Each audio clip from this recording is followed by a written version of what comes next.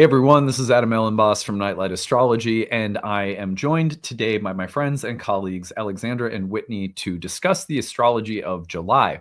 We're going to be taking a look at all of the major astrological events for the month of July, and then we'll also be breaking down horoscopes for the month of July. That's going to be a separate show, and you guys probably know I do that alongside of Alex and Dana. Today, what does July hold for us throughout the entire month? We're going to look at all the big transits of the month and break them down for you today. So, before we get into it, as always, remember to like and subscribe. It really helps our channel to grow when people who watch regularly take a second to give us the thumbs up or click the subscribe button so that you don't miss anything. You can find transcripts of any of our daily talks on the website, nightlightastrology.com. Two brief things to promote, and then we're off to the races. We're looking at, if you've never seen the reading offerings we have, go to Need-Based Astrology Readings under the Book a Reading tab. Scroll down, you'll see that we have tiered readings with staff, some really talented alumni. Those offer flexible price points for your readings so that way nobody's priced out of receiving one. If you go to events, click on live talks, you will also see that I have really the rest of my talks for the year are now posted. The 9th house is the talk that I'll be giving on July 10th, so you can check that out. But there's going to be in August, we're looking at the 7th house. In September, I will be looking at Mercury in an in-depth talk that will pair Mercury in combination archetypally with every other planet. We'll be talking about the 2nd house in October. I'm going to be pairing the planets again with Venus and all the other planets in November. The 11th house comes in December. So a lot of really good things coming up for my monthly webinar series. If you register for any of those and you can't make it live, you will get the replay, the recording afterwards. So I hope to see some of you there. All right. On that note, welcome back, Alexandra and Whitney. Hello. Happy to be Thank back. you. Hey. This is our final time together, guys. I'm really going to miss you. Stop. I'm in denial. I recorded horoscopes with Alex and Dana. And I was just reflecting both before and during and after the show with them. I was like, gosh, this was an idea in my head a year ago to use the platform to try to help promising astrologers as they're developing their content, their careers, their platforms that have come through the Nightlight schools. And I have to say, I think it's been wildly successful. You guys have been amazing to work with. It's been a joy to watch both of you came in with a ton of talent, but I feel like I've gotten to watch you grow in the same way that I watch myself grow every year as a content creator. So it's been cool to share that as a process together. And I see nothing, without having to look at any charts, I see nothing but good things in both of your futures as astrologers and content creators. And I'm going to tell everyone more about how to stay in touch with you guys and stuff like that. But I just wanted to lead that by saying thank you for all that you've brought to this community over the past year. That's so sweet. Thank you so much, Adam. It's hard to put into words like what it's been like this past year. It's been such an unreal experience getting to share, learn, grow, and collaborate with someone that I so deeply admire. So it's been a really formative experience, and your generosity, not just to Whitney and I, but just to like the astrological community, is so noticed and appreciated. Oh, to you both, way to make me so emotional here to start off our show. I will echo basically everything that Alexandra said. What an incredible opportunity to become a fixture in the Nightlight community, that is just full of so many amazing people. And, of course, through this time, I've grown so much as an astrologer, and thank you, Adam, for that opportunity. But at the end of the day, it's all of these amazing relationships I've been able to create with both of you and, everyone in our community. And so I just am eternally grateful, but also so excited. There's so much talent in this community. So excited to see who comes next. Yeah, I can't wait. And Adam, it's been so awesome. But as soon as we're done recording this, it's kind of like Whitney and I are going to BFF ride on horseback into the sunset. Yes, Collaborate absolutely. forever. So I feel Yeah. kind of like that was like the unsung headline of this experience, really. Yeah, absolutely. I still feel like I got to see both. Well, Whitney's in Minneapolis, so I see Whitney somewhat regularly. But getting to see both Whitney and Alexandra at NORWAC, and then somehow forgetting to get a picture with the three of us was like one of the biggest flubs of my year. But anyway, that aside, it's been really nice to work with you guys, and also so everybody knows the goal of this platform every year now is to bring in some new co-hosts that are coming through our programs that are talented. That it's not fair. It really isn't that astrology today is really measured by the success of your content creation platform. It's almost like to be an astrologer, you need a platform and then you get to be an astrologer. I don't like that. And also, even if people are really talented, it can take such a long time to build a platform that what I envision this doing is just giving people a little boost as they're like, here are some really talented astrologers that have come through the programs, and let's just use this platform to help boost their success because they're killing it, So anyway, that's the idea. There'll be new people coming in, but also in the year following, co-hosts revolving out, the same co-hosts that were in will be invited to create weekend bonus content for the next year. I've long wanted to provide some weekend bonus content because I think that it would be I'm at full capacity Monday through Fridays, right? But Saturday and Sundays might be really fun to give the stage over to some of these talented folks who've gone through our familiar faces. So for the next year, Alexandra, Whitney, Alex, Dana will be creating some bonus content at least once a month, if not twice a month. You'll see some weekend content hitting on astrological transits and stuff like that. So you will be seeing them again in the next year through that bonus content they'll be creating. Yes, we can't wait. We're going to come up with some really good ideas for you guys. It's going to be fun. It's part of us riding off into the sunset. It really is. Yeah. Yeah, totally. We are in the process of finalizing through the co-host auditions and who will be coming in. But by the time you see your forecast for the month of August, you'll be meeting new co-hosts. And then hopefully August or September, you'll be seeing some bonus content from Whitney and Alexandra roll in as well. So yay. Can't wait. Yeah. Well, on that note, let's first of all, maybe we'll reflect just a little bit on the month of June. It was a very busy month. We had the Jupiter-Saturn square, the Jupiter-Neptune square, a wild Mars-Uranus transit that coincided with warfare erupting. I mean, assassination attempts here in Minnesota on some politicians. Like it was a gnarly month of June. I think we should start by just offering any reflections we have. And I know we have a few grab stories as well that we're going to share. Yeah. Do you want me to jump right into Grabbed and then we can share our experiences? Okay. Let's do it that way. That sounds fun. Perfect. So let's see. I've got a Jupiter in Cancer. I have a Jupiter square Neptune, and I've got a Mars square Uranus. So should we start with Mars square Uranus? Maybe get that one out of the way first. Yeah. Okay. So this person says, I knew this transit was coming up and was remembering to be mindful of accidents.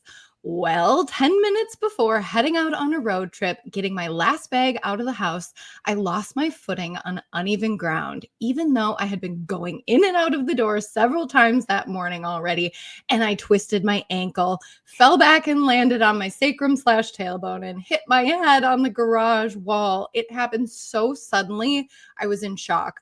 All of a sudden, I was on the ground and landed so hard. Thankfully, after icing for a few hours, I was still able to go on my trip. It was super intense and painful. I looked up the exact time, and it was when the moon in Scorpio was exactly opposite Uranus in Taurus at 28 degrees. Yeah. How about that? Man, that Mars square Uranus, I mean, you summed it up, Adam. That was freaking gnarly. And I also, over that period, I was also flat on my back, but I was sick. Like, I don't get sick very often. And I was like, it made me physically ill for 4 days. Yeah. Powerful. The Jupiter Saturn square, along with the Mars Uranus dynamic, hit me in a way that I'm still processing. Yeah, it was, and I happened also over this period, I happened to read a book by a guy named David Kessler about food addiction. And it was mind blowing. It was just so good and so interesting. It was talking a lot about the way that certain ultra processed foods are capable of creating food addiction because of the addictive components of what's in them. Really helped me understand why certain environments, certain places in my life, especially when we travel, provoke a lot of anxiety in me, because in those environments, I feel like I sort of lose control. And I feel almost like in my early 20s, I went through a period of addiction. So I almost feel like I'm an addict again in certain food environments. And I've never really known why. I haven't been that consciously aware of it. And this book really made me suddenly go, oh my God, of course, there are sort of addictive components in certain foods that are kind of your only options in certain environments, especially when I travel. And no wonder I just dread this experience of battling with myself around certain food environments. That was like, for me, that was a huge breakthrough, because it's like you're struggling with something and you know this area is a struggle, but you're not yet conscious enough to really understand why, or like name it. You know what I mean? So that was my Jupiter square Saturn with Mars That's so Uranus. interesting that came up for you because of your Jupiter Saturn Libra 6th house. Like it really was right in conversation with that. Yeah. In a Yeah, challenging way. And I think that highlights some of what like Jupiter's been doing for a lot of people. You know, I've seen in this week alone, I've seen 3 different Capricorn risings with Cancer 7th house who are like, this was supposed to be a great time for my marriage and I'm about to get a divorce and I don't know what's happening. It's like sometimes these really difficult things. It's like a crisis of self-belief or some different ways that it can play out that I think you touched on really gracefully in the last month's episode, Adam. The Jupiter experience beyond the square to Saturn, I'm hoping may be a little less intense. Oh, I think so. I for sure think so. But when we're thinking about expansion, like we rarely think about the fact that it's going to leave a stretch mark. And sometimes we can get hyperfixated on that instead of the sacred abundance that we're expanding to welcome in, you know? Yeah. Well, should we talk about a little bit more about Jupiter and Cancer here? We've got 2 more grabbed stories that both highlight Jupiter, and I think they actually tie in very well to this conversation. So this person says of Jupiter and Cancer, I'm a Capricorn rising. So as Jupiter is bringing light to my 7th house, my spouse was diagnosed with early Alzheimer's. Yes, it sucks. However, it has brought a softness to our relationship. Nancy has winked at me 6 times in the last 3 months. It may be a small thing, but for me, it was wonderful. After 33 years, I didn't realize how a wink was such an intimate gesture. We are more playful.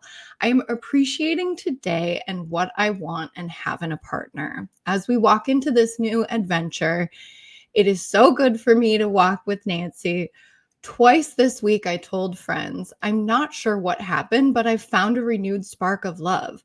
And of course, my 4 planets in Leo now know how to shower love. Thanks, Adam. I love my Cap reading this morning. Oh, that's awesome.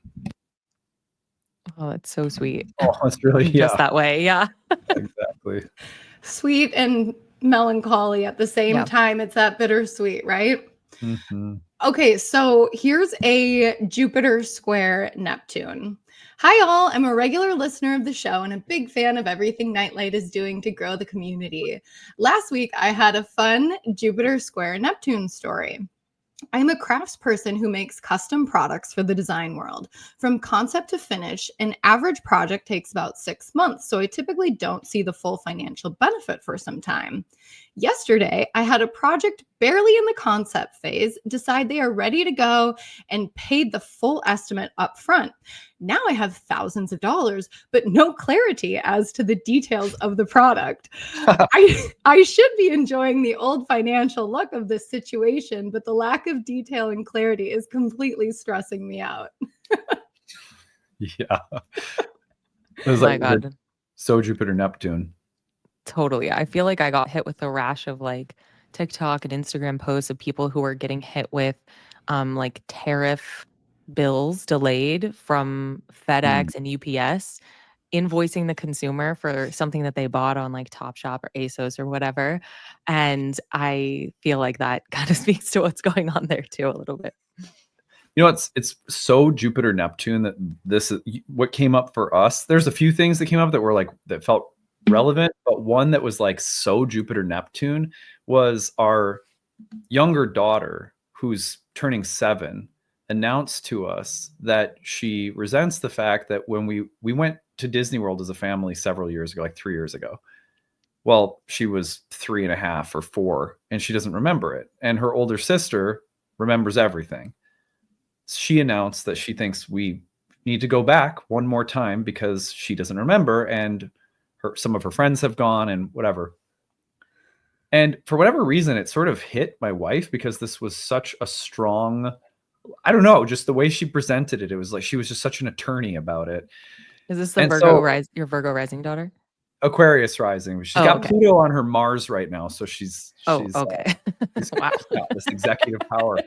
So anyway, so Jupiter and Neptune are coming together, and Ashley and I are sitting down, family planning, and we're like, well, we could make this their Christmas gift. They have school off in January, so maybe we planned a trip to the Magic Kingdom while Jupiter was square Neptune. It's like, it doesn't get more Jupiter. And it was like, well, that's their Christmas gift, like that's going to be their Christmas gift. And we're going to go for just like a quick couple of days, just because Ashley and I can only handle so much of that place, to be totally honest with you. That's enough. Yeah, it's crazy. Like the whole thing. But this is probably the last time where it will be cool and interesting for both girls, and they'll both have a memory. And yeah, we were like, oh, because last time I went, I actually did some YouTube content on it. And I was like, it's a very magical place. It's also a place of like great corporate seductive materialism. So I'm like, but but I thought it was fantastic that this Magic Kingdom request and planning happened while Jupiter is square Neptune.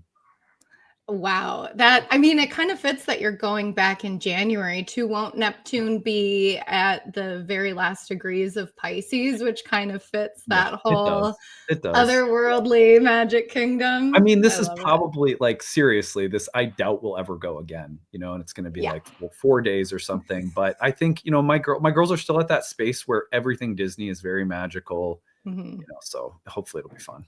The princesses and all. That's cute.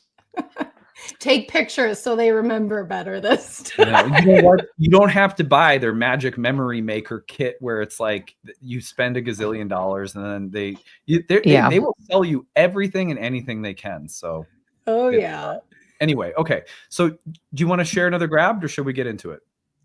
I think we can get into it if you'd like. Yeah, let's do it. I'm going to put the real-time clock up on the screen. Our first portion of the month of July, we have creatively titled Radically Relational. July 4th, that is this Friday. Venus will conjoin Uranus. I have 2 episodes later this week that you will see that are devoted to breaking this down and doing horoscopes for the culminating lessons of Uranus in the sign of Taurus. So there's a lot more to come on this transit this week, but let's talk about it now. It happens on July 4th. Venus conjoins Uranus. And then within 3 days, Uranus will enter Gemini, following Venus across the threshold, so to speak. And then Venus will trine Pluto from Gemini to Aquarius.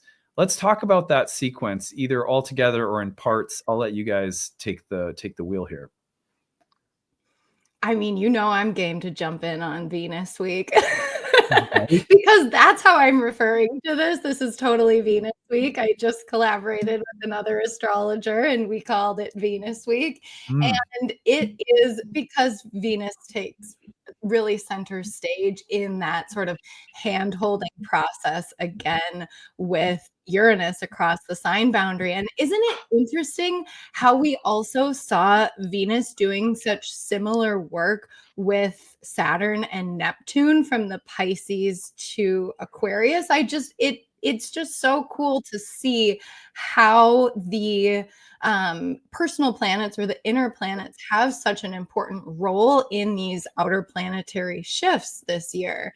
But as far as Venus conjoining Uranus in Taurus and all of this, like I could not see like more fun and maybe a little frantic sort of, if you're in the US, 4th of July holiday weekend. Like how great that Venus conjoins Uranus on her day. It's Friday, it's Venus Day, right?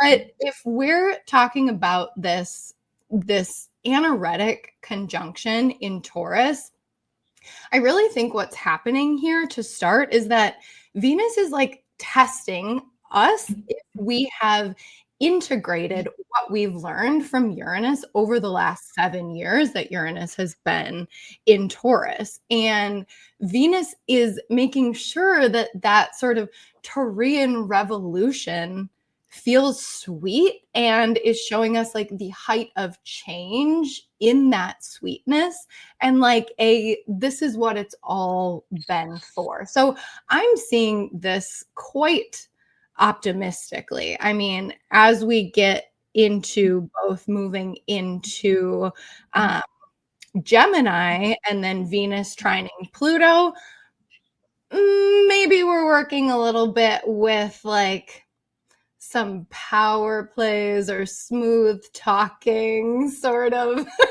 dynamics here. But I'd love if one of you want to kind of jump in on where we are and we can kind of hash it out chronologically as well. No, go ahead, Alexandra. Okay, yeah, I totally agree with your idea that Venus is asking us to reconcile what Uranus has been up to in Taurus. And it's kind of underscored by some transits that are happening next year that I wanted to point out, because next year in April, it's on April 23rd, but Uranus, because of its retrograde, will be back at 29 Taurus, and Venus will conjoin again at 29 Taurus a year from now, in 10 months. And at that time, there is actually a Mars-Saturn conjunction in Aries that same week, and a new moon in Taurus. So it's almost like what's happening right now is a kind request. It's a very sweet, kind, gentle, loving request for you to take action in the pieces of Taurus that you know you have uprooted and sort of like churned with Uranus there. It feels like next April, no longer a request. It's a little bit of a demand by the time April next year comes around. And it kind of had me thinking about, now Taurus is my 5th house, so of course I'm thinking about the creative process. But it just made me think about this process you can get into when you're creating something and you're so comfortable in the process of creating. Of course, there's like discomfort and vulnerability involved in making anything, but it's really like a little warm cocoon of making and being creative. Whereas there comes a time in anyone's life where you might have to show that work to somebody else. You might have to show a friend, or you might want to show a partner, or you might even get to the point where you're like, hey, I want to exhibit some of this. I want to put it out into the world.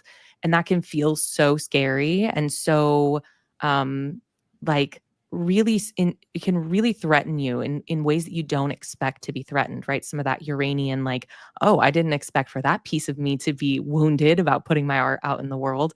It can bring up all kinds of stuff. So I kind of feel like that's what's going on here. You've spent years and years with this Taurus part, having all of these unexpected experiences and pieces of awareness coming through. And now it's the time to actually go and exhibit your art and put it out into the world.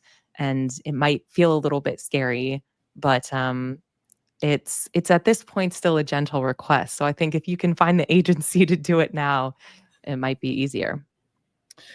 I love that. Yeah. One of the things that comes up for me around this is the revolution, if we think about Uranus just in terms of that move from the familiar to, whether it's experimentation or it's eliminating things that feel stuck, that revolutionary impulse has been in a Venus-ruled territory of the zodiac for 7 years. So in many ways, this is like one of a few final remarks that Venus, the presiding goddess of this temple, has to say or is contributing to that revolution. I think that one thing that I've been thinking a lot about is this dance between form and function, which Earth can, Uranus in an Earth sign like Taurus can bring meaningful changes to the form and function of things that are material and physical. The fact that there's this culminating shift, and then both planets go into an air sign. And then later in the year, we have, and Venus is going to connect with Pluto in the trine these early days of July. And then Uranus retrogrades back into Taurus later in the year. I wonder if there isn't a meaningful, like a question of how to change the form or function of something, how to change the physical nature of something that isn't about to go even deeper, because it's going to gather a whole bunch of new ideas and then bring them back into one last process of changing form and function. Does that, you get kind of see where I'm going with that? Totally. Yeah. I go ahead. Oh, okay. I see exactly where you're going with that. And to me, as you're speaking, I am getting the picture of the archetypal Prometheus, which is so much related to Uranus, right? In fact, like I've been reading Cosmos and Psyche. I'm finally making it through that tome, right? And it was a little dense in the beginning, but now we hit the astrology part, and so I'm blazing through. But Tarna says something really smart and interesting in one of these earlier chapters, in that because the outer planets were discovered so many years later, there are discrepancies in their naming and the general archetypal quality, right? And so, like, couldn't you think of Uranus, like, what if we renamed Uranus as Prometheus? Because that so much more fits the archetype, right? Prometheus as stealing fire from the gods and bringing it to humanity, and like lighting this flame that then really is the bed of creation and modern humanity. And I'm seeing that absolutely reflected in how you're in how you're speaking of the change of form and function. Totally. I think that's one of Adam's favorite soapboxes, by the way. So he says the outer planets and their naming and their discoveries. But I was thinking of like, oh, sorry, go ahead, Adam. No, go ahead. I was thinking of just some of the leaps and bounds in material sciences that we've seen in a mundane way. And I expect these two conjunctions at the anaretic degree over the next 10 months to kind of maybe bring some of that out into the public eye. Specifically interested in, like you said, Adam, this dance as we move into the unbridled tinkering inventor insanity of Uranus into Gemini, which I'm just thrilled for. But going there, getting some ideas, coming back and saying, oh, I can make it physical. And also, I think we've seen a resurgence that will be really strong, made stronger by Jupiter and Cancer, of people saying, like, touch grass, when I'm feeling destabilized and my nervous system is stressed and my ideas are too idea-ing, I need to actually go outside and sit back in my body and like reconnect with nature. So I think that will come to more of a fever pitch in a mundane way, too.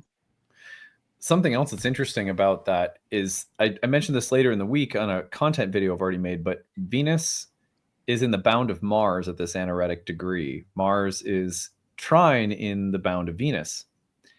And so you have a kind of mutual reception between Mars and Venus in Earth signs right now with a trine. I wonder if there might be some new, almost like a new resource that becomes available, very common for trines, that has the ability to very practically change the form or function of something. I can't help but think of the fact that we have a new, it's pretty small, but it's a landscaping project that's going to be taking place the first week of July. Probably not on the 4th, because obviously it's a holiday here, but that to me speaks to some, like, I wouldn't be surprised if some new idea around the landscape, some creative new idea of form or function within the landscaping project emerged around this. Okay, well, that takes us through the 7th, the conjunction, Uranus into Gemini alone. Anything else you guys want to say about just the emergence of this new archetypal dynamic before we move on? I'm just like excited to think about all of the ways to think about thinking we haven't even thought about. Do you know what I'm saying? That feels so on brand, and I'm just getting so excited about it. I've been really like losing sleep over this work by Annika Harris, talking about like congregating our knowledge of consciousness and sort of like advancing the latest scientific theories about this. And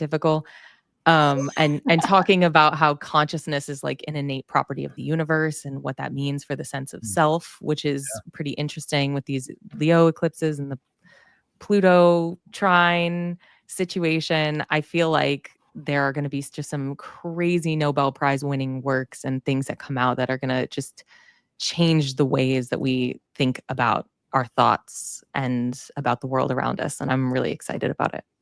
Mm-hmm. Oh, I love that. Like we are on the precipice of something groundbreaking, certainly. And I mean, I think we've talked about it before on this show. And I think at this point in the astrology community, it's like very well known. We're likely to see some sort of revolution around, it's AI, but is it more than that technological media wise? Like there's something with Gemini, especially this early part, Venus and Uranus, trining Pluto, that feels like, it feels very social to me. Like what is going on is it social media? I don't know, but there's something we're pointing to here, because Gemini is such a curious sign that Uranus into Gemini feels like sort of blasting open these social boundaries for better or for worse. And hopefully they're better. But I'm kind of going in that direction too. Like, it's the progress, you know? Love that. Yeah, I think one of the things that I've been an aspect of, I just gave a talk, let me rephrase this. I just gave a talk on Uranus trine Pluto. It was called When New Objects Appear in the Sky. Well, the talk was really about the elemental connection, ancient elemental connection between air and water. And for ancients, air was thought of as like invisible water in the sky, because it would condense and burst and fall to the earth in the form of rain. And so in elemental theory, air and water are a pair of opposites. There's different ways of creating opposites with the elements that have different meanings. But if we think about it like this, if I'm in the midst of a really dynamic caffeine fueled conversation with my wife in the morning, when we have our coffee, right? I am typically so in the space of the ideas and the excitement and the turning of concepts and words, and it's really fun. And I think of Gemini like that. It's like fun exchange. Typically what happens for me, because I have Mercury in Cancer, I have Mars in Gemini, right? The exchange is the Mars in Gemini. About 3 hours later, the emotional consequences of everything I talked about, I'll start actually feeling them. And it's taken me years to realize that there's a connection between what I talked about 3 hours ago and what I feel 3 hours later. This is, in a very simple way, air condensing into rain and falling down to earth. So the thing is that I think This is why in the 1940s, two advancements that happened that are so air into water. The conversation of post-traumatic stress in war veterans, where here's these things that happened, and there was dissociation and there was trauma, and then here's these almost like delayed emotional behavioral response patterns that are reflective of the trauma that have become embodied. That, you know, it's like the body keeps the score. If you guys remember, that book came out a little while ago. Yeah. So it's like there's always a connection between what's circulating in the air and the eventual embodiment of it on an instinctual biological level. And I'm thinking about that a lot. The other thing that happened during the 40s that was super fascinating was basically that was one of the decades that's widely recognized as the decade within which the legitimatization of clinical psychology started taking place in academia. This is a credible science. It's not just pseudoscience. This is credible academic. You can study to become this, you know, well, and there we have the psychology. There's an ology, there's a logos in it, but it's about human behavior. So I think there's actually a super hidden, because also the air signs are human signs. There's some way in which air is so connected to water, but we don't necessarily think about it that way. I've been exploring a lot of these elemental connections because sometimes a strong elemental disposition will actually also immediately connect in the way that it shows up to an element that it's paired with, like water in this case. So anyway, I've been playing with it on that level. That is so freaking profound. I definitely just learned something. It's fun, right? It's so cool. Totally. It reminds me also of this book. I didn't really know why I pulled it out, but obviously I pulled it out to recommend it right here. But I don't like know this author, but I picked this up at Norwalk, Procession of the Night Theater by J.M. Hamadi. And it's basically like it takes several different astrological heritages and their systems of talking about where the moon goes in a month. And it combines them into one really elegant and very mercurial book. And it starts with this 28-day story of a wanderer, like making a pilgrimage that's 28 days long. And it's just so incredibly moving. I'm not done with it, and I probably won't be for years. You know, it's one of those books that you really can revisit time and again. But I feel like it's kind of what you're saying, like that mercurial wandering and the air piece, and then also this very lunar and sort of like watery, lovely thing going on. It's a cool book. Maybe I'm picking up on the fact that this whole first intro of Uranus and Gemini is happening while Jupiter's in Cancer. You know what I mean? Like, yeah. Okay, well, let's move on to the full moon period. The full moon period we're talking about starts with the full moon in Capricorn on the 10th. Get a kind of classic Capricorn Cancer conversation going on. And then just a couple of days later, host of that full moon, Saturn, is turning retrograde. And then not long after, on the 17th, Mercury turns retrograde.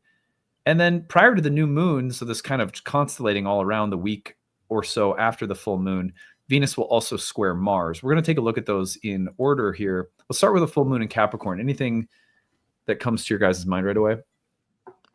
I just like love how boring this full moon is. I'm like just give me something so boring. Like thinking about last year when we had 2 full moons in Capricorn, one was at the anaretic degree. We had Pluto coming back. Like it was spooky Saturn girl summer. I remember us talking about that. And Adam was like, yeah, keep astrology goth. And I'm just like, yeah, let's just have a chill. Like I'll take a bath. I'll put a crystal in the window and charge it. It's like so simple. It's so straightforward, I feel. I love that. Yeah.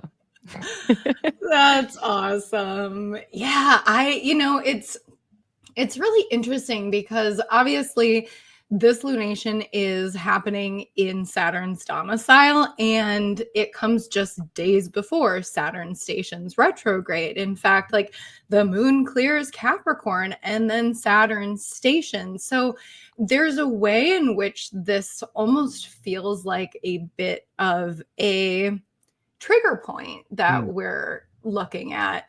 And I I love this sort of boring aspect, but of course, Alexandra, you would find this boring as one of our resident Capricorns over here. No, I just like can't tell you how many clients with Capricorn stuff, particularly Capricorn, but then there's also like Adam knows that there's like a Libra Saturn piece of the generation.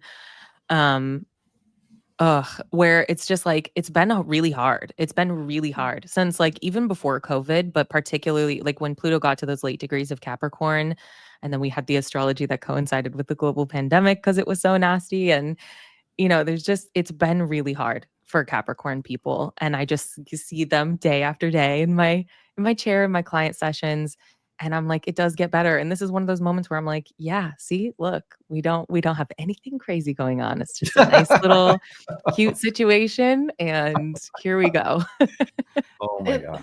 That's so funny. And so in a way, I was picking up on sort of this, we won't call it boring, but certainly like sobering aspect to this particular moon. Like, I'm thinking about this in context, right? As well, the last lunation we'll have had was our new moon in Cancer. That is so big, so Jupiterian, right? So much of this belief-driven new birth, right? And so then, of course, here we are on the other side of the polarity and the axis, and now, like, those dreams were confronted with the real world circumstances, right? And it's that sort of like real world reality that might be like a little bit boring, but also just like a weight to bear. You know what I mean? Like we did all of this growth work, if you were paying attention, for the new moon in Cancer, right? And so like we're ready, we're galvanized, we're like gonna get to work. And then this Capricorn full moon is like, yes, and it's the real world. So bring your expectations down a touch and get ready to work for those dreams, Yeah. Oh, I love that. I was thinking, I just gave this little meditation at the summer solstice event that we did on Cancer. And I was talking about how, Cancer is like the close proximity of the child with the source. I feel like Cancer is like God as mother, like that's that, or God as mother, or something like that. Or I mean, another way of saying that is just goddess, right? Like, but as the one, not like, because I think most of the time we think of the one as masculine, the many, and the embodied world as feminine.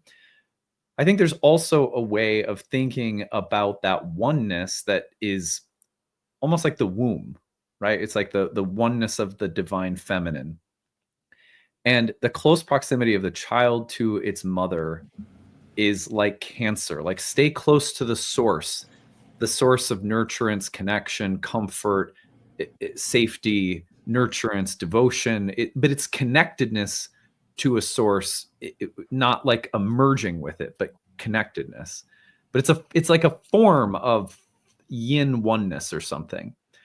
And then what happens is the child grows and it goes off into the world and it gradually separates from its mother. And I'm watching my wife go through this with our two little girls as they're getting older.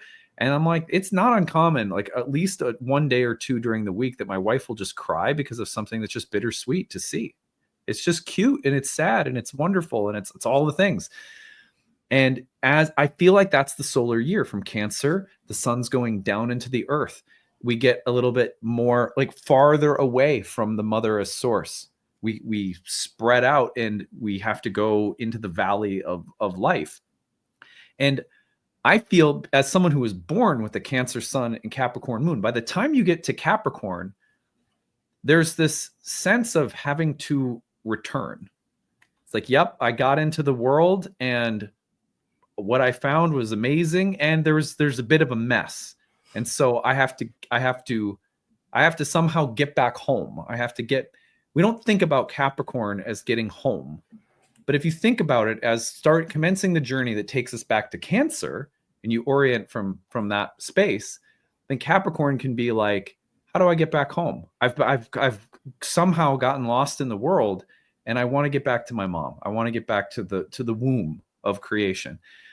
I feel like the full moon in Capricorn can be that awareness that grows within us that says, somehow I got a little bit lost from the sweetest, most essential things. As a result, I have to swallow a bitter pill of realizing where I am compared to where I came from. And I've got to start an arduous path of getting back. But if that's being oriented through Jupiter in Cancer, through the sun in Cancer, it's almost like rather than having to climb up a mountain in the dark and just forge on, it's almost like there's a beacon at the top of the mountain. It's like a mom beacon, a womb beacon. And it's like, here, come home, just come home. It's going to be easier from this point forward because you've got Jupiter in Cancer as like this homing beacon that's maybe helping that process out a little bit more. But any time in my life that I have taken the advice of a Capricorn moon seriously in my own birth chart, it has typically been like, dude, you got lost in addiction. How do you get back home to sweetness? Dude, you got lost in work. How do you get back home to connection with your family or your kids? Dude, you got lost in principles and ideas. How do you get back to your heart? It's always something that the most real side of Capricorn isn't just about achievement. It's about it's like the hexagram return in the I Ching. Like, how do I get back to that source? That's so beautiful, Adam. That's like really eloquent and lovely elegy kind of this process. I think it's if people are listening and they want to like do that work for themselves, I just wanted to note, like, you can go back and look at the last full moon in Capricorn, or you can trace what's happening at this full moon in Capricorn back to the new moon in Capricorn that happened during Capricorn season, and like play around with this a little. It's going to be especially fun and interesting to do, as Adam said, with Jupiter's expression relying on the dignity of the moon. So here, to Adam's point, like the moon is in Capricorn, not so happy, in her detriment, looking across the way at this, like, this beautiful bittersweet moment that's happening. It kind of feels like a little bit of a party with the sun and Jupiter there in Cancer, and the moon is like lonely outside in the cold looking in the window a little bit here. But you can trace it back through the dates and kind of do some of that work that Adam's talking about. Yeah. I've been reflecting on this. By the way, today Jupiter is on my Mercury in Cancer, which is opposed to my Capricorn moon. So I've been really contemplating this in my own like personal kind of meditation space. It's been naturally coming to my mind a lot, that full moon that I was born under. Well, you have a nice little Kazemi action on top of your Mercury too. I think this little podcast is blessed today. It is wild, but like I have the most like subjective level that I would describe Jupiter Kazemi, the sun Jupiter conjoining exactly on my Mercury, like almost down to the minute, has been that I feel so optimistic today. It's like it's like someone gave me Kool-Aid sprinkled with optimism. Mm-hmm. I'm feeling that for sure with Jupiter on my moon. I'm feeling all kinds of crazy stuff. You guys, but I feel it, yeah. Don't you realize that's been in my cup this whole time? Yes, I know. Yeah, we needed you. Dude, for real. In bleak midwinter, we needed you to carry our torch. Whitney's got a camel pack going with yeah, just sucking away. Welcome to the optimism party, folks.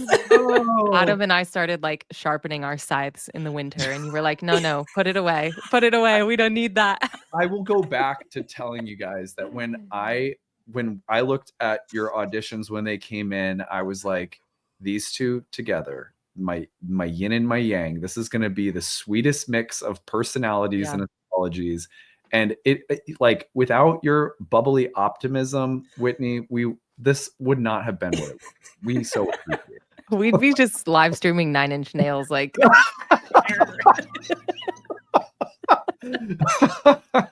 oh my god, place in here.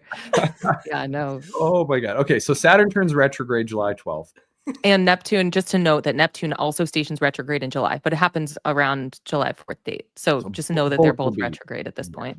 They're both retrograde by this point. You want to say something about that, Alexandra? I don't have much to say about that one. I'll let you. I don't have much to say about it. I don't think it's totally relevant for like a personal astrological thing, but it's important if you're tracking that, now both planets are headed back towards Pisces, and in late Pisces, they're going to form a series of grand water trines and like a grand air trine kite thing over the next few months. So if you're tracking the way that things are unfolding, this is maybe a little bit of like a energetic change back into those last lessons of Pisces. Certainly it's phasal dynamic shifting. It always happens. I've explained this on the channel before, but when the sun gets close to the trine, you'll see the direction of the superior planets, Mars, Jupiter, and Saturn change course. So get the retrograde. And that upcoming trine that happens, around the 24th, we're going to get to that later. It would not be surprising for us to see that the trine coincides with like more of a, if you're looking for the evidence of Saturn turning retrograde, I would look for the trine, is what I'm trying to say. The trine is almost always when I start to notice, oh, here's the revision, or here's the reworking, or here's the delay, or here's the turn from the slow moving planet. I start to, oh, that's what this has been about. That's what shifted directions. I always pick that up under the trine myself. For sure. Okay, well, let's go on to Mercury's retrograde in Leo. We're seeing that station to turn retrograde on the 17th. I have it on the 18th here, just so Solar Fire will pick up the little S. But this is a turn of direction for Mercury in a fixed fire sign. It's taking place in the bound of Saturn, who's just turned retrograde in a fire sign. So kind of feels like a very fiery dynamic. It's nice that Mercury is, at the time that it turns retrograde, Venus in Mercury's sign is creating a sextile with Mercury. To me, that suggests that the outset of this retrograde could have a little bit of benefic fortification around it, so it's not totally chaotic and wild. Almost like, I don't know, let's say your air conditioner breaks down, but Venus is there and manages to get a fix that's affordable. Maybe it takes a day, but you don't have to replace the air conditioner. I'm making that up off the top of my head, and I'm going to knock on wood just in case I write that into my own house. But what do you, I mean, that's my thought about Venus sort of being in the midst. But otherwise, what comes to your mind? Yeah, I like Venus in the midst of this. I mean, similar to how you didn't have a whole lot to say about Saturn retrograde, I don't have a whole lot to say about Mercury retrograde. I mean, this is our second of 3 Mercury retrogrades this year. I think it's really interesting as we're looking at this wheel, and we're seeing that this is happening in the bound of Saturn. And obviously Saturn is also retrograde, but still in Aries, where Mercury had their original retrograde moment earlier this year. And like, does this always, maybe this is a thing that always happens. I haven't been practicing long enough. Are like all of the Mercury retrogrades this year are happening in fire signs, or at least being initiated in fire signs, which I think obviously feels really prominent or potent. Does that always happen? Are they always trying each other in that way elementally? Yeah, I think it's one of the most interesting parts of like when you find yourself in a Mercury perfection year, because Mercury moves so fast. It's like, what does it mean that Mercury is my time lord? I'm always sending people to the retrogrades because it's lighting up that trigon, and also it's this disruption of business as usual. So if you're in a Mercury year, you're looking at the fire signs this year. But yeah, that does happen. May I just add here that yes, I am in a Mercury ruled perfection year, Alexandra. I know. And this Mercury retrograde is stationing atop my ascendant. So I'm in for it. I'm trying to remember. It has been forever since I've taught this. How often do they change through the triplicities? Is it every 3 years, 2 years? I'm trying to remember. Do you recall, Alexandra? No, I actually don't know offhand. Well, maybe that would be one of our pin it in a bonus comment content on the video. Yeah, I feel like we should figure that out. I believe that it's something like every 10 or 12 years. I want to say 12, that Mercury will be returning via retrograde to your natal position. That feels like, I feel like I remember that. But anyway, it's been a minute.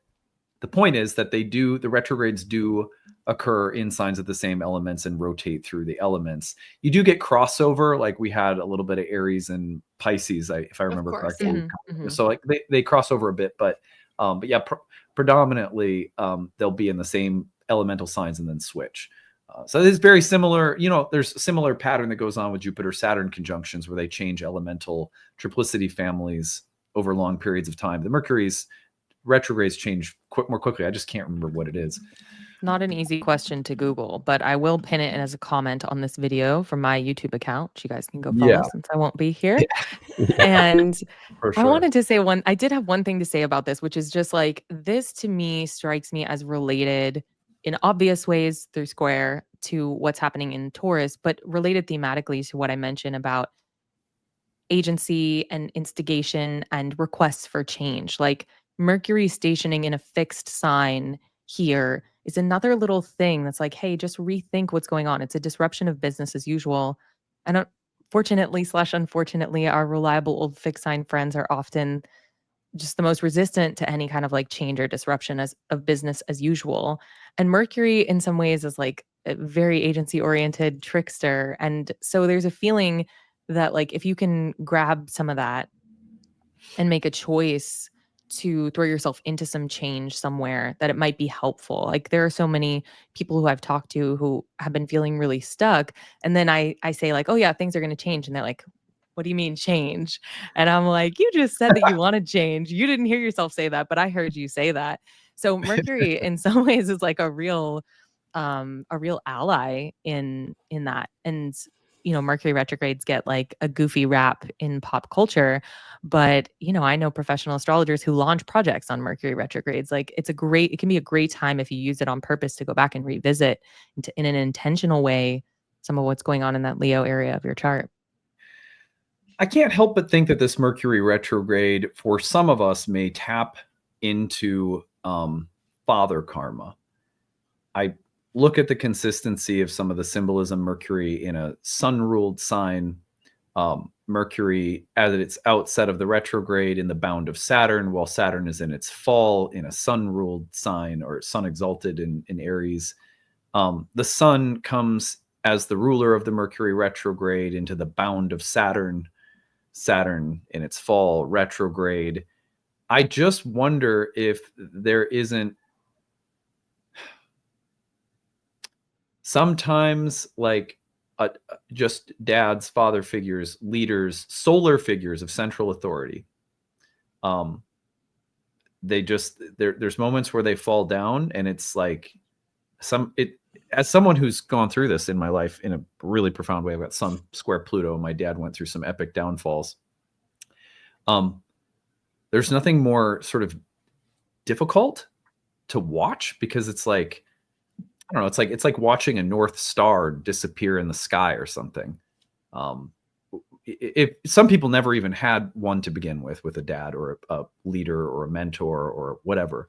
But if you have had one and you watch them go through whether it's their health or it's they retire or, it's like they're getting older, the mortality is creeping in or failures coming in somehow. Those are really hard things to square with because they can eat away at our sense of faith. Is there anything supporting me? Is there anything that's reliable? Is there anything that doesn't die? And is there anything that isn't subject to corruption or scandal? I could see this as being a new faith in something new or someone new coming through the retrograde process, or even forgiveness. I talked about Saturn in Aries, like the fallen solar figure who needs forgiving or needs help, needs to go to rehab. Totally. Or, something like that comes to my mind. I think you're really setting us up for this end of month period, the new moon in Leo. And before, like, I think we should take it there, but like from July 12th through July 22nd, so just before we hit that new moon period, that's actually when Saturn and Neptune are at the closest they come this year to their conjunction. They're only 13 minutes apart during that range of time. Here it is, 12 right through 22. Yeah, so it's really bringing up. It's like, to Whitney's point of that sobering quality, it really does feel like, ooh, drunk at the Jupiter Cancer welcoming party.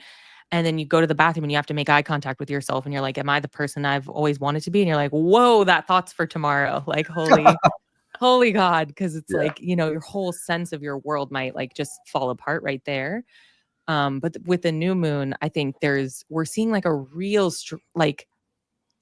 strengthening. And I don't necessarily think that's a good thing in some of the ways that we're seeing like these solar figures growing in a power. So like to Adam, to your point, if you had like a weak, and a painful relationship with a father figure, and suddenly that becomes a really strong point in your awareness, like it can feel really painful. But over the next 2 years, we have only 2 eclipses in Leo. They're total solar eclipses, both new moons in Leo. August 2026, August 2027. Jupiter comes into Leo. So there's no doubt that, especially through all of the activity in Leo, but then also the oppositional stuff going on with Pluto Right. in Aquarius, like our not just personal relationship, but like our cultural relationship to solar figures is undergoing some dramatic reorganization, at least. Wasn't the name of the major protests that happened recently No Kings? No Kings, Yes, it Adam. was. Yes, Like, it sure you know, was. and obviously, like I say that with all due respect to I know there's political diversity in our audience, but just as a matter of astrological fact, you can't make this stuff up. Like that is so Saturn in Aries. It's so Neptune in Aries, as well as other things that I think were going on. Mars Uranus that was happening that weekend. It has a whole history of being a part of the Revolutionary War, which was sort of against a king or a monarchy. I thought that was like, wow, the astrology is so real. Now,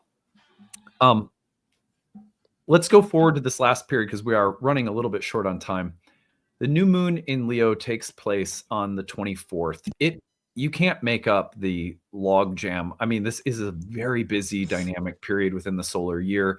I had this, as I'm sure you guys did, mapped out back in December when I was looking at, we gather all of the transits for the year in advance. I have a woman on staff who's been doing it for me for years. Took a look at each month and I was like, whoa, end of July. Wow. New moon in Leo, exactly opposite Pluto. So a new moon that is a Sun-Pluto opposition probably sparks changes or transfers of power within the collective, which could involve for example, we recently have a president. Tiptoe around, Adam. Tiptoe for us. Very careful. We have a president who said we could have a regime change in Iran, right? Now, like a regime change is a matter of something that's been talked, like he's bandying about with this, right? Well, that's something that could literally take place under a new moon like this, whether that's here or in some other country or whatever. The point is that a new moon that forms a new beginning, but opposite Pluto in Aquarius, that has that power to displace and transform structures of power in very intense ways, could suggest such things happening. But in our personal lives, I'll just say that to me, this reflects some classic Leo Aquarius dichotomies, like what does it mean to be a meaningful part of society or a collective? And what does it mean to resist all categorization because I'm a me, not a they. I'm not a we, I'm a me. So I think collective and personal tensions, how do I fit in? How do I stand apart? The pressures to conform versus the risk of standing alone. Also the risk of standing alone and the need sometimes to join with others. So I see all those tensions like very loud. Dad karma also potentially very loud, continuing on with the Mercury retrograde. But there's lots more to say about this one. What do you guys think? Yeah, I am on the same page as you are in terms of these themes of like a new kind of power, new themes of boldness. And I think this can be really productive when we look at personal astrology, right? But when we're looking collectively with everything we know is going on in the world right now, yeah, it gets real loud. And it's certainly related, just as we were alluding to before, to the Jupiter square to Saturn, Neptune, because now this moon is configured in a trine to Saturn and Neptune. And so it almost feels like we're taking what we've learned over the last month of turmoil and using it to inform a new ideal of power, and read into that both collectively and personally, right? But what it looks like with Pluto opposing here, I mean, you're talking to an Aquarius, right? We're talking like power to the people kind of messaging here. And I think that dynamic is going to, that Leo Aquarius dynamic of like leader versus people, hopefully not versus, but that tension is so prominent in this one. I think there's also, it's Leo, right? I think there's also is there a performative quality to this? Like whether personally we feel a pressure to perform, or from a collective aspect, we're looking at sort of this like electric force in the media. It's like Showtime, radiant in Technicolor, that like it's just an intense period of pressure that has this like performative and powerful quality to it. Yeah. Totally. I think there's this unsung mercurial piece as well. I don't know that I have like an opinion about it, but I'm noticing it as we're looking at the geometry of the chart, which is that Mercury is obviously retrograding back into this new moon, ruling Mars and Venus, who are kind of in a sextile across the Mercury signs. So I think that retrograde that Mercury is doing, again, that rethinking, it kind of actually has me weirdly thinking about like the new pope and things like the figureheads that are that kind of solar figure, like almost going back on things that the church has stood for a long time, saying, you know, like forget what the public opinion, forget this pressure of this opinion of many years, that maverick quality of that Saturn and Aries. Like I'm interested in how solar figures are going to say, I don't need your approval to do the thing I've always wanted to do at this time, you know? Yeah. Because the pressure of Pluto in Aquarius opposite a new moon in Leo can be like, well, the collective pressure says you ought to be this or you ought to do that. But the Leo pressure says, I stand alone, I stand apart, I stand as one. And the most maniacal version of that is when executive control or power, you know, is you know, unbridled, it's unchecked. It just goes, it becomes dictatorial, or it becomes so overpowering that it's like it couldn't be clearer. It's almost like sometimes I feel like sometimes people do things not even because they really want to, but just to show you, well, I can do whatever I want. Yeah, I feel like that happens on a personal level. Like we all have those friends or people in our life who it's like the messages demanding change, especially when you're considering Pluto, can be so loud in their life, especially if you're an astrologer and you can see it, right? But a lot of times you're talking to a friend or like a person who is maybe really, really deeply situated in the I'm not doing that just because the stars are telling me to. You know, or like just because my job is getting hideous and awful and unavoidably bad, I'm not changing my job. You know, it's like there's a rooting down and in that fixed way that can really happen in Leo. I remember, I've told you guys this before, but I remember when I first made the decision not to actively, regularly cover mundane astrology events, like events happening in the collective in terms of the astrology. I just chose to go in the direction of personal. 90% of my channel is that way. We touch on things peripherally here and there like we have today, but and I remember there was a fair amount of people who said, oh, well, you must be basically like, well, if you're not with us and talking about these things, then you're against us. And I remember just being like, well, that's how you see it. I don't. I'm not, just because I'm being me doesn't mean I'm antagonizing you. You know, I don't want to antagonize you. But if you can't accept me being me, and suddenly for me to exist in your psyche, I have to be an antagonizing person, or, you know, my existence is now in a binary you've set up. That's your business. It's not mine. that can be very, like, I found that the fact that I had to do that was very clarifying, and actually has helped me to be more consistent and steady in my own mind, heart, as a content creator. I have a separate part of my life where I'm a political person, you know, with friends, family, and I express myself there. Well, there are healthy ways where we have to say, I'm an individual and I resist collective pressure to conform. But there are also realities that, like we'll just say, when I am with certain portions of my family, and I know very well what their values are, and we may differ in some ways, I don't have a hard time in certain places in my life conforming, because I know that it's going to be better than sinking my heels in. You know, I feel like this is an opposition that may not think, deliberate, be as discerning about, is it a time to dig my heels in? Is it a time to conform? Is it black and white? Can there be a level of healthy compromise? Like, it can be so reactionary.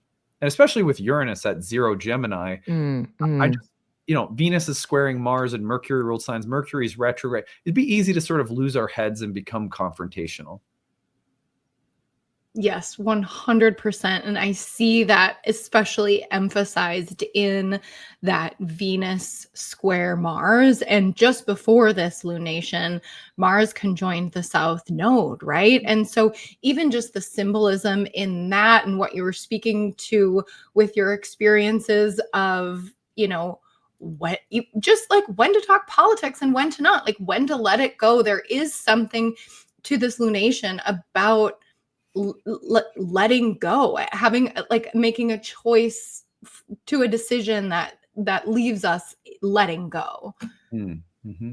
Gosh, it's also unfortunately kind of just reminding me of like that process. I feel like there's something very sacred feminine about this process of like having a friend who's in an unhealthy relationship dynamic.